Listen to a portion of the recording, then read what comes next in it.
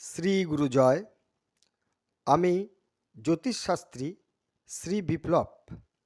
আমার চ্যানেলে যারা আছেন আর যারা নতুন দেখছেন তাদেরকে স্বাগত জানাই। আজকের ভিডিও 1433 বঙ্গাব্দের বৈশাখ মাসের প্রথম একাদশী। এটি শুক্লপক্ষের মোহিনী একাদশী নামে পালন করা হয়ে থাকে।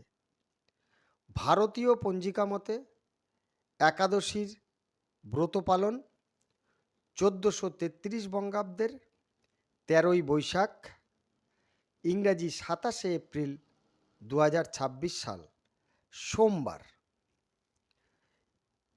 এই দিনটি ভগবান বিষ্ণুর অবতার মোহিনী রূপকে উৎসর্গ করা হয়ে থাকে। এই মোহিনী একাদশী ব্রত পালন করলে মোহ, ভ্রম, পাপ ও আসক্তি দূর হয় কথিত আছে। মোহিনী একাদশী নামের কারণ, এই মোহিনী একাদশী নাম হয়েছিল সমুদ্র মন্থনের সময় দেবতা ও অসুররা অমৃত লাভ করেছিল। তখন ভগবান বিষ্ণু মোহিনী রূপ ধারণ করে অসুরদের বিভ্রান্ত করে অমৃত শুধু মাত্র দেবতাদের মধ্যে বন্টন করে দিয়েছিলেন।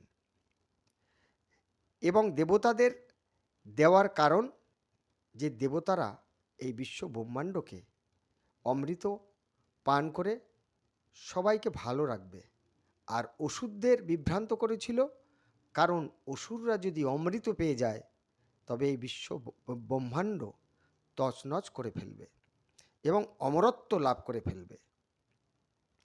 মোহিনী একাদশীর কথা, এই কাহিনীটি শ্রীকৃষ্ণ ভগবান যুধিষ্ঠির রাজাকে বলেছিলেন। প্রাচীনকালে ভদ্রাবতী নামে এক সুন্দর ও সমৃদ্ধ নগর ছিল। সেখানে রাজা দ্রুতিমান রাজত্ব করতেন। সেই নগরে ধনপাল নামে এক ধনী ও ধর্মপরায়ণ বৈশ্য বাস করতেন। ধনপালের পুত্র দৃষ্টবুদ্ধি ছিল সম্পূর্ণ বিপরীত স্বভাবের। সে জুয়া, মদ্যপান ও নানা খারাপ কাজে লিপ্ত থাকতেন। নিজের দোষে সে সমস্ত সম্পত্তি হারায় এবং শেষে পরিবার থেকে বিতাড়িত হয়। অসহায় অবস্থায় ঘুরতে ঘুরতে একদিন সে এক ঋষির আশ্রমে পৌঁছে যায়।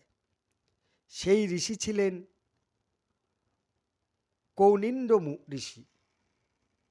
ঋষি তার দুরবস্থা দেখে জানান তার এই কষ্টের কারণ তার পূর্বের পাপ। দৃষ্টবুদ্ধি তখন পাপ মুক্তির উপায় ওই ঋষির কাছে জানতে চায়। কৌনিন্দ ঋষি তাকে মোহিনী একাদশীর ব্রত পালন করার উপদেশ দেন। দৃষ্টবুদ্ধি নিষ্ঠা ও ভক্তিভাবে এই ব্রত পালন করেন এবং উপবাস রাখেন। ভগবান বিষ্ণুর পূজা করে এবং ইন্দ্রিয় সংযম করে। এই ব্রতের প্রভাবে তার সমস্ত পাপ নাশ হয়। সে পুনরায় সুখ শান্তি লাভ করে এবং শেষে মোক্ষ বা মুক্তিপ্রাপ্ত হয়। এই মোহিনী একাদশীর ব্রত মাহাত্ম্য, এই ব্রত পালন করলে এর মাহাত্ম্য কী সেই কথাগুলি আপনাদেরকে বলছি। 1 নম্বর হলো পাপ থেকে নাশ পাওয়া যায়, পাপ থেকে মুক্তি প্রদান করে। 2 নম্বর হলো মন পাপ শূন্য হয়, এতে মন শান্ত হয় ও মন শরীর শুদ্ধ ও পরিষ্কার হয়। 3 নম্বর হলো আসক্তি ও লোভ সম্বরণ করার ক্ষমতা বাড়ে।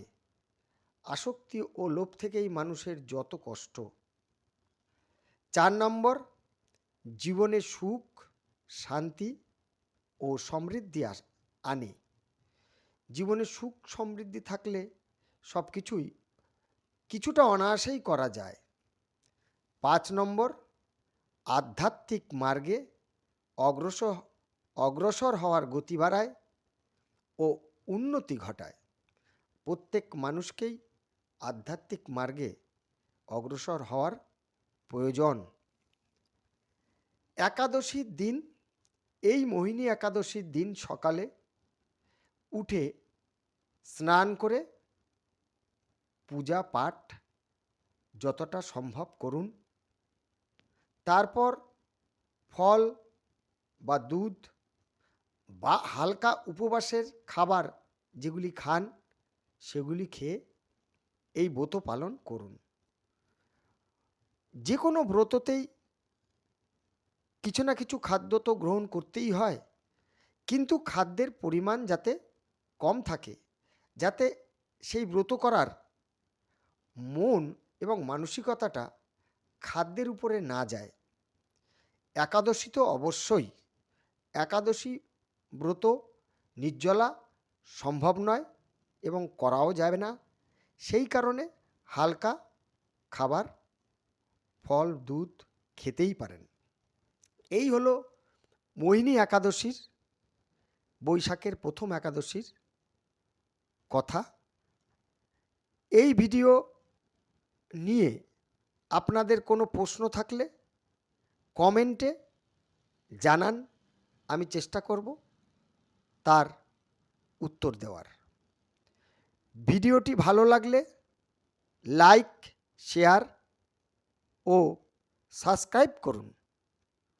আপনারা সকলে সুস্থ থাকুন, ভালো থাকুন। পরের ভিডিওর জন্য অপেক্ষা করুন। শ্রী গুরু জয়।